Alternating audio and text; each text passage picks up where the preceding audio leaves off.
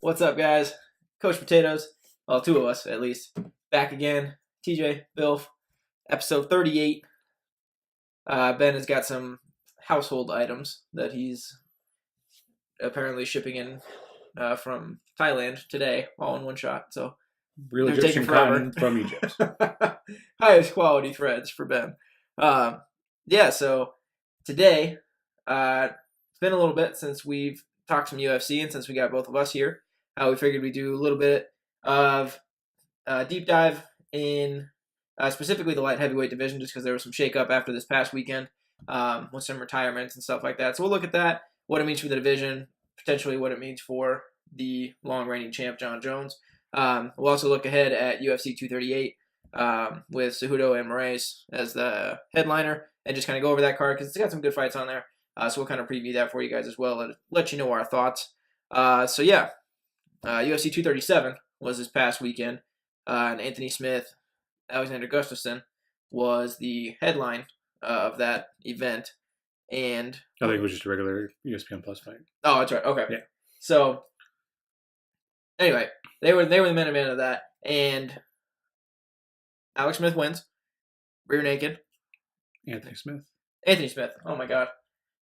Anthony Smith wins via rear naked choke on Gustafsson. Gustafsson lost and announced his retirement. Yep. Kind of. I'm a little sad. I was a Gustafsson fan. I liked him, and I think he was potentially robbed of a belt there. First one. And first Jon Jones Gustafsson won. I think you can make a valid argument that he won that fight, and yeah, I mean he was probably. Oh, I mean I don't think he's the only guy really who ever even came close to taking that belt away from Johnny Bones. It is an urban legend, according to Chael Sonnen, that during their time as the Ultimate Fighter coaches, that Jon Jones told Sonnen that Vitor actually, because Vitor got Jon Jones in a pretty deep armbar, supposedly Jon Jones verbally tapped, which is why Vitor let him out, but the ref didn't see it. Now that's an urban legend from Chael Sonnen that supposedly Jon Jones told Sonnen. Regardless, on paper, Vitor lost. Sorry, Vitor. But yes, other than that, Alexander Gustafsson is easily the one that came the closest to beating Jon Jones. Yeah. Sorry, Cormier, you didn't come close at all. Neither time. Yeah. At all. And you will not if you guys fight again. Yeah. Yeah. But it is the end of somewhat of an era, I guess.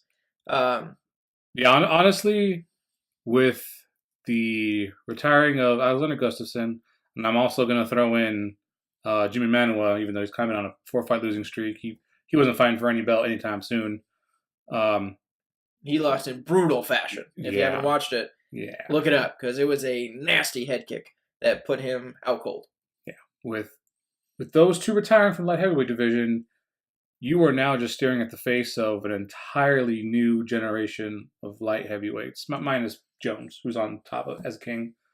Because you go through it, all of these guys, like for me, the golden age of light heavyweight was when you had like Rampage, Forrest, and Sugar Rashad, Machida, Shogun, Dan Henderson was in that mix. You just had this just murder's row. Literally, just go look at Jon Jones' record. All those guys that he beat. That was I thought the golden age of light heavy. Liddell was still kicking around and all that. Then you kind of had these newer guys come in, being Jones, who kind of wiped them out. You had Gustafsson, you had Teixeira. Teixeira's still there, actually. He's number 8 or 9. Yeah, he's low in the division, but he's there. Yeah, you have Teixeira. Jimi Manuwa kind of fought for a little bit. You just had these guys to come in and say, "Sorry, old timers, your time is up." And then after them, you had a bunch of these newer guys. I was just reading off some of their names. Blachowicz and Santos. I would throw Lionheart Smith in there. Ilya Latifi was kind of like an older guard guy, but I never thought he was that good. But now you look at it, and if you have not been paying attention for maybe at least a little bit of a year, this light heavyweight division is going to look entirely new to you. The one person you're going to recognize is Johnny Bones at number 1. Then you have Teixeira like at the end. That's about it. Shogun's kicking at number 13. But he's done. Yeah. I mean, he's well past his peak. Dominic Reyes, another big name in light heavyweight division. Yeah, these. God forbid Johnny Bones leaves, because your average fighter. I mean, even you and I had some trouble with these names because I haven't been paying attention as closely as I have in past years. And some of these people, I was like, wow, that guy came out of nowhere. I have no idea who these guys are. And some of it you have to wonder though is how much of it is they're coming up simply by default because the other guys are leaving. And like somebody's got to occupy the 3 and the 4 spots or whatever. I guess kinda. I guess I never really pay attention to the transition, but a lot of it, and also why I think it's kind of weak, is that a lot of these guys are beating up on each other. I'm pretty sure Lionheart got knocked out by Santos, which is why Lionheart got the shot. No, Lionheart knocked out Santos, but then Santos got beat by somebody else, which is why he didn't get the shot. Lionheart did, and all these guys at the top are just beating up on each other. So it makes it even less, I guess, exciting in my mind, because you don't have just a dominant figure come out and say, hey, I'm going to challenge Jon Bones Jones. Now it's a bunch of people who I don't know if anybody at this point has anything new to show Jon Jones. Everyone has a puncher's chance, but at this rate, I don't see Jon Jones losing his belts ever. Unless, he just voluntarily vacates it to go to a different division. Which I highly agree with. He's got way more competition at at heavyweight. Whether or not he wants to take that on, his height is equalized more. Yeah, he's definitely nowhere near gonna be the strongest guy. You look at a Johnny Bones next to an Ngannou. Right. It's a huge discrepancy in size and weight. Yeah. I think Johnny still is going to have some height on him, but Ngannou's got some weight on him. Yeah. Well, I mean, you kind of said it. If Johnny Bones ever leaves the light heavy division, that division is going to find itself in a bit of an identity crisis, and it might be. So again, I refer back to the golden age of light heavy when you had Liddell lose it to Rampage, who defended it once, but then he lost to Forrest. Forrest lost to Evans. Evans to Machida to Shogun, and then Shogun to the reign of Jon Jones. There might be another revolving door at light heavy if Jones were to leave. However, I don't think it's because these guys are at such a high level.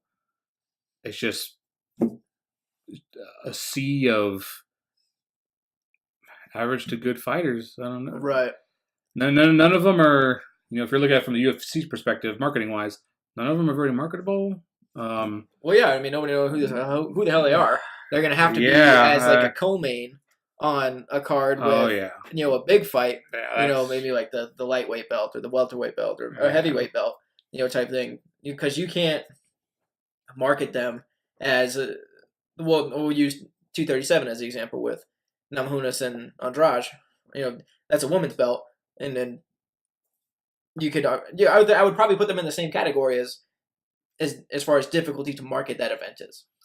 Yeah, unfortunately, and I think I mentioned this last time we talked about it. Not to be mean, but unfortunately, women's fights don't get as much viewership as their male counterparts. But even then, the lower weights, in which all the women divisions are, those are already have a hard enough time getting viewership. Yeah, it's unfortunate, but it's not a sellable package. Paige VanZant is the big one that they were trying to sell because she's hot, she can fight. Turns out she wasn't too good at the ladder, so that's why she kind of took a little step back, which is why they couldn't really push her as hard as they wanted. The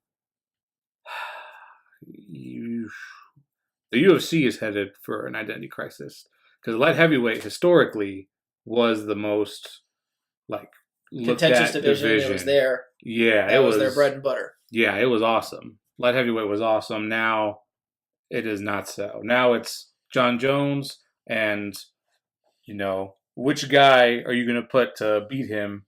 Who has the lowest odds? So you can bet $100 on him in Vegas. But unfortunately, since the light heavy took a hit, the UFC as a whole is going to take a hit. I wonder if that, and maybe you think otherwise, but I wonder if it's going to get to a point, and it may be rapidly approaching there, that Jon Jones may not even take the fight as a risk to his own legacy, because I think essentially he's going to get to a point where it's like he has nothing in this fight other than potential tarnishment to his legacy, fighting guys who are average to good fighters, but just kind of by default they move up the ranks of the division, and you can't just have the same number 2 fight Jon Jones, every 3 months. So a new guy's got to get put in, but nobody knows who the hell he is, and he's going to be a huge underdog, potentially, win the belt off Jon Jones, maybe off a fluke, overhand or something like that. He catches him, and it's kind of like, I wonder if Johnny Bones is going to think, well, why the fuck would I do that when I can potentially just move up, go to heavyweight, maybe not go undefeated and dominate, but I'd rather lose to a Stipe, type thing, rather than lose to some guy nobody has ever even heard of. Yeah, I definitely like that option better, because I think now if he just retires and says, you know what, none of these guys are going to challenge me, what's the point? I don't know. His legacy is one of the best, if not the best fighter. It'll always be in the talk. He'll always be in the talk, and maybe some people would say he is. But what's always going to be accompanied with it is, maybe if he laid off the crack, he could have been better. Right. So much better. I think now the only reason why he should continue fighting, whether it be in lightweight or he go light heavyweight or he moves up to heavyweight, is just to solidify that he's a changed guy. He grew up. He can hold a belt, and not lose it. And again, every time he lost it, he came back. He beat who he had to get it back.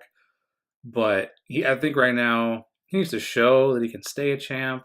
Right. At the same time, if another scandal were to come up, I think no one's going to give him another chance. Yeah. Maybe except for the UFC, but his fans, right? At least in the court of public opinion. Yeah, he's going to be lost. I think it's a lost cause. I think now he's just fighting to cement the legacy that he's built and make sure that no one can kind of say, well, did he cook crack, PD at some point, this microgram of something in his blood. He just needs to prove that he can stay a champ for a good couple of years, and then he can retire on top. And even if people throw that in, they're going to be like, well, he grew up. At the end, he was a changed fighter. He dominated everybody still. But I think if he wants the more money fights, one, he is going to make the most money, probably next to McGregor. But if he wants the money fights, like per fight, not just his contract, he needs to move out of that division. He ain't going down. He's way too tall, so he's going up. Oh yeah, he's too big to cut to light heavy. So middleweight's next, and that's a 20-pound cut. Yeah, hell at 185. Yeah, that's rough. Yeah, side note, Rumble Johnson left. That didn't help. He was my boy, Rumble. But I think he got arrested on domestic violence charges or something like that. Okay, well, that's not why he left. I'm just saying. No, I'm just saying. This was very recently. Within the last 2 weeks, he got arrested. I know that, but that's not why he left. The obvious fight is Jones Cormier 3. That's the obvious money maker right there. Right. Money. If UFC has a if in trouble break glass, and behind it is a button that says Jon Jones vs Cormier 3. Even a fight with him and Stipe, former champ. Well, Johnny Bones tweeted that. That's what he wanted. I would have liked that. I think UFC fans everywhere would have loved that. Johnny and Stipe, Johnny and Ngannou, Johnny and Velasquez. There's way more bigger name fighters, and I think more interesting matchups, because now you're going to have people that not only want to see Jon Bones Jones overcome this heavier weight division, people are going to tune in to see him possibly lose, because he has a way greater chance of losing at heavyweight. The market's there for them. It can only benefit, maybe more so the UFC. Technically, Jon Bones Jones is going to put himself on the line, but I think that benefits more people, because even if he does put himself on the line and getting KO'd by these heavyweights, he's going to make a shit ton of money. Right. Especially if they give him an incentive, like, hey, I know you don't want to move up, but how about we add this to your contract? Right. Plus, you get the per fight payouts. Yeah. There's a lot more potential at heavyweight. I'm sorry, light heavy. I need to see a little bit more from you. I don't think anybody's interested in light heavy anymore, unfortunately.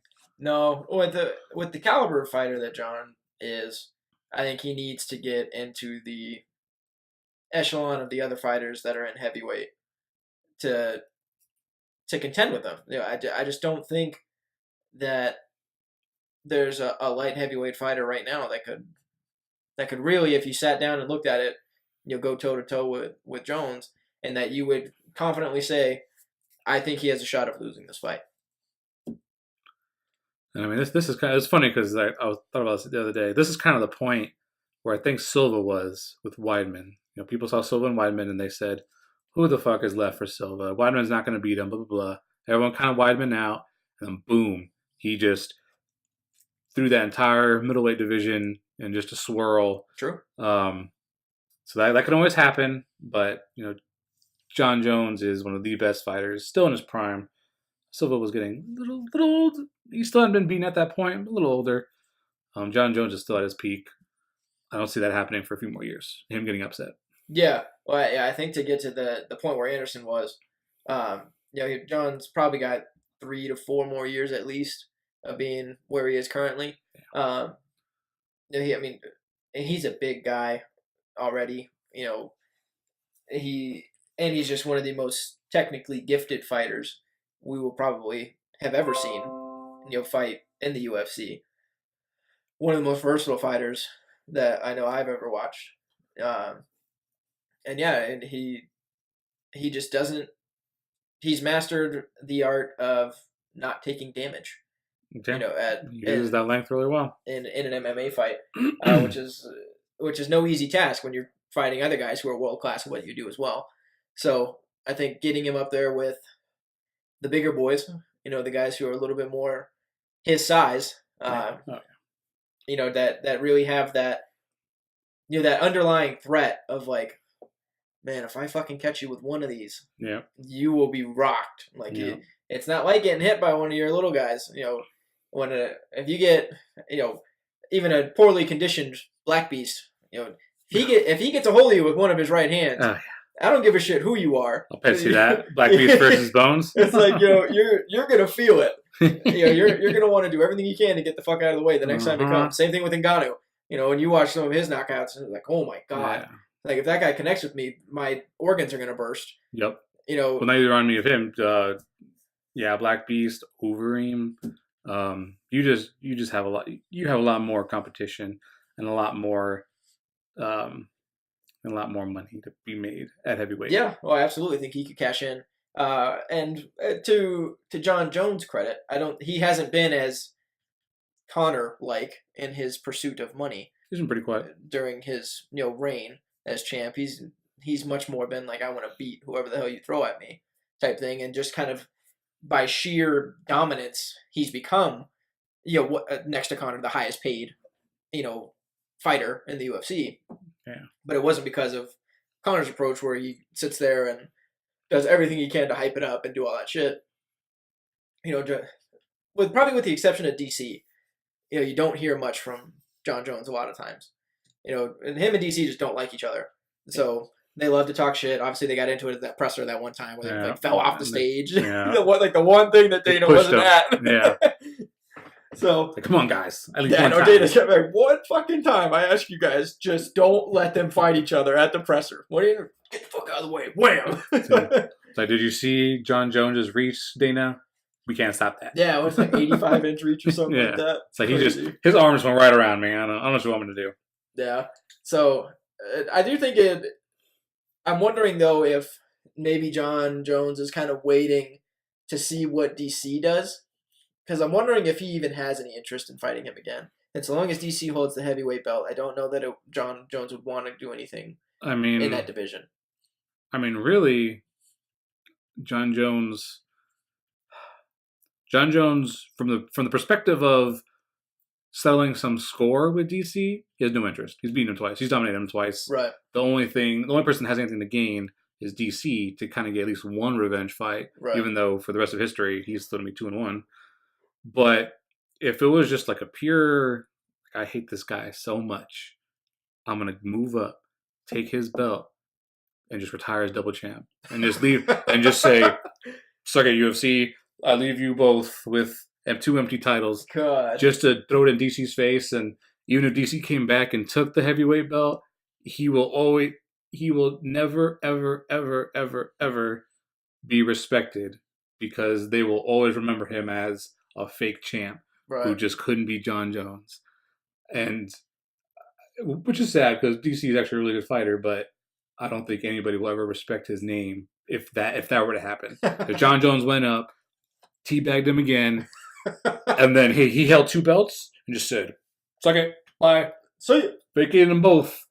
Have fun, UFC. It's been real.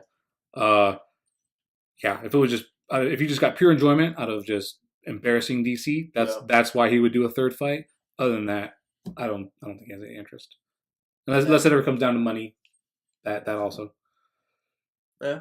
But we'll see. You never know. He could lose to Santos this next fight, and Jon Jones has to make his way back up. You never know. You never know what's gonna happen. Wouldn't that be a sight? Man. It would. Hey, you know what? That actually might be the kick in the ass light heavyweight division needs is to get him off the top. Yeah, show him some light at the end of the tunnel. Yeah. Like, yeah, the number 1 contender. Fuck, I gotta fight Johnny Bones. Yeah, because the thing is, with all these light heavyweight contenders, no one is watching their fights amongst each other. No one cares. No one cares about their fight. They care about them fighting Jones. But if Jones were to get knocked off, like say Santos was the champ, then people are going to care. Like, oh, I guess this Santos guy is really cool. Oh, this guy, Dominic Reyes, fighting. Oh, hey, this guy's really cool too. Right. You know, good fights. But so long as you keep throwing them at the wall, that's Jon Jones, and they get shitted on, everyone's going to be like, wow, that heavyweight division kind of sucks. So, well, we'll see. We'll see what happens. Yeah, for the sake of the division, there's a part of me that hopes Santos can squeak out a win and just see if that's a spark that kind of gets some buzz going around that division and get some of those kind of middle of the pack guys a little bit more notoriety, a little bit more attention. Yeah, because if you're at the same spot where Jones has just beaten everyone 1 through 10, because champion's a C, not 1. Yeah. That's stupid, Dana. There's no point. You're going to have a Demetrius Johnson division again where they're going to beg you to lose and then trade your ass.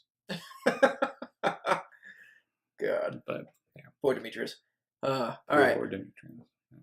Well, that's our thoughts on that.